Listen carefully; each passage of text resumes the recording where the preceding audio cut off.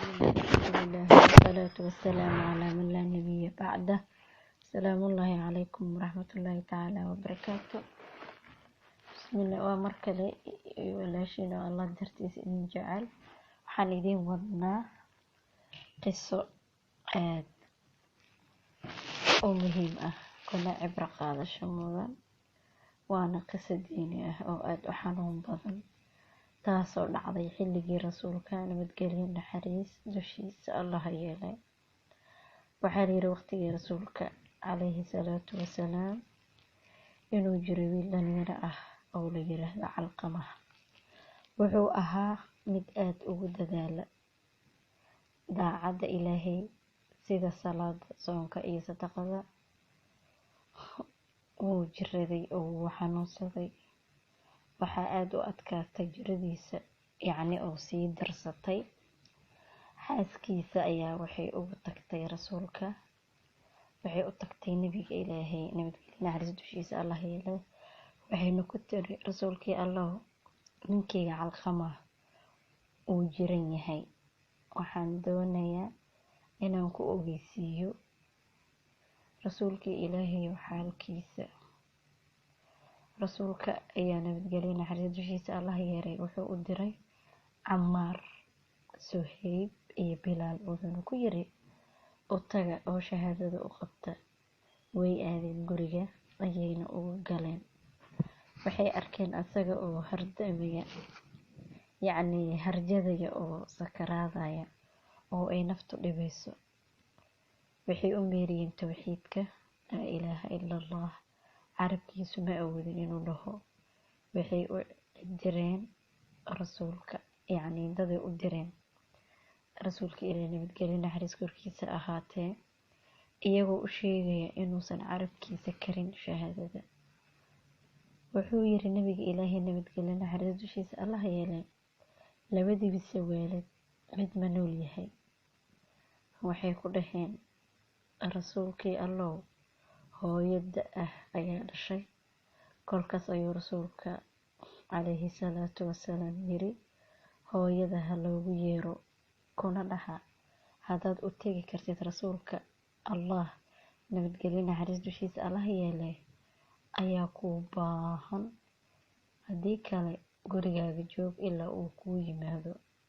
sidaas ku dhah ayuu yiri. wuu u tegay wuuna u sheegay akhbaartii rasuulka nabadgelyo naxariis dushiisa Allah yeelay.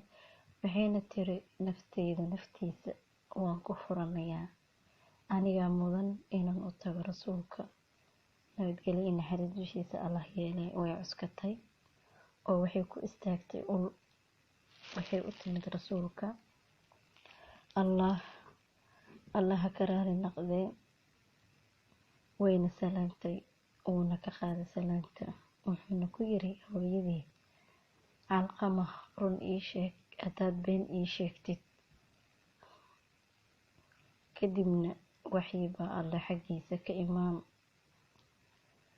see ahaan jiray, haddii aad been ii sheegto waxii ayaa soo deganaya camal. siduu ahaan jira xaalkiisa iiga waran, xaalka wiilkaaga Calqamah ah.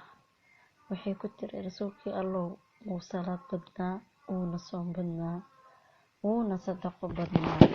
kadibna rasuulka Allah nabadgelyo naxariis dushiisa Allah yeelay ku yiri, xaalkaagu waa sidee adiga? waxay tiri rasuulkii Allah, waan ka caraysnahay isaga.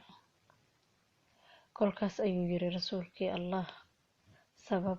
waxay tiri xaaskiisa buu dhankeeda u badnaa, wuuna i casin jiray, wuu igu caasin jiray. rasuulka calayhi salaatu wasalaam wuxuu yiri, carada hooyada Calqamah ayaa ka dabooshay carabkiisa shahaadada. kadib waxa uu yiri, Bilaal soco oo ii keen xaabo badan. kolkaas ayay tiri hooyada Calqamah, rasuulka Ilaahayow, waxaad ku sameynaysaa xaabo, jaabada oo qoryahay ayaa laga wadaa. wuxuu yiri rasuulka Allah yeelay, hortaada ayaan ku gubayaa. waxay tiri rasuulkii Allah, qalbigayga ma awoodo in aad wiilkayga dab ku gubto aniga hortayda. wuxuu yiri rasuulka nabadgelyo dushiisa allaha yeelay hooyadii Calqama cadaabta alle ayaa ka daran. haddaad rabtid inuu ilaahay ka raali noqdo adigu ka raali noqo.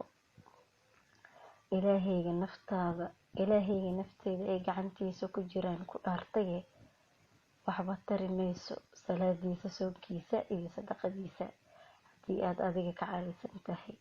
waxay tiri Ummu Calqama, rasuulkii allow, waxaa marag ka ahay ilaahay sarreeye, malaa'igtiisa iyo muslimiinta. waxaa jooga halkaan inaan raali ka ahay wiilkayga Calqama. taas kadib rasuulkii nabadgelyo naxariis dushiisa allah yeelay wuxuu yiri, Bilaal u tag oo soo fiiri inuu awoodo shahaadada iyo in kale. waxaa suuragal ah inay hooyada Calqama ku hadashay qalbigeeda waxaan jirin oo ay iga xishootay aniga. Bilaal wuu u tagay wuxuuna maqlay Calqama oo ku dhawaaqaya tawxiidka laa ilaaha illa allah. Bilaal ayaa soo laabtay wuxuu yiri, carada hooyadiis ay ka carartay ayaa carabkiisa u diiday inuu ashahaato. raali markay ka noqotayna waa kaas dhahay. intaas kadib wuu dhintay. isla maalinkii waxaa yimid nabiga nabadgelyo naxariis dushiisa alle wuxuu amray in la dhaqo oo la karfano. kadib wuu ku tukaday wuuna ka qayb galay aaskiisa. kadib buu yiri qabrigiisa agtiisa asagoo taagan, muhaajiriin iyo ansaarey, qofkii ka fadila xaaskiisa hooyadiis, micnaha qofkii xaaskiisa ka weyniya hooyadiis, waxaa korkiisa ahaatay nacalada ilaahay iyo tan malaa'igta iyo tan dadka dhammaan. ilaahay ka aqbali maayo wax yar oo wanaag ah ilaa uu u toobad keeno alle kor ahaye, uu u samafalo hooyadiis, kadibna uu u dalbo raali ahaanshaheeda. ilaahay raali ahaanshahiisa waa inay raali ka ahaato, yacni waa inay raali ka tahay, caradiisana waa caradeeda. wabillahi tawfiiq. koobaynaa qisadani aynu kaga hadlaynay Calqama. inta aynu gaarayno qiso kale oo walaashina allah dartiisa idin jecel oo halkaas kusoo koobayso. وإلى لقاء آخر وشكر الله حسن استماعكم. سلام الله عليكم ورحمة الله تعالى وبركاته. أستودع الله الذي لا تضيع ودائعه. بسم الله الحمد لله والصلاة والسلام على من لا نبي بعده. سلام الله عليكم ورحمة الله تعالى وبركاته. بسم الله ومركلي ولاشينا الله درتيس إن جعل حنيدين